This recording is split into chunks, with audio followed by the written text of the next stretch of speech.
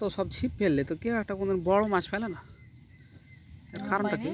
বড় বলতে 1-1 কেজি বড় ছিপ কে পেয়েছে? ওটা তো কখন আগে, আমি ওটার কথা কইনি, আমি কইছি ছিপের কথা কইছি। কবে কখন?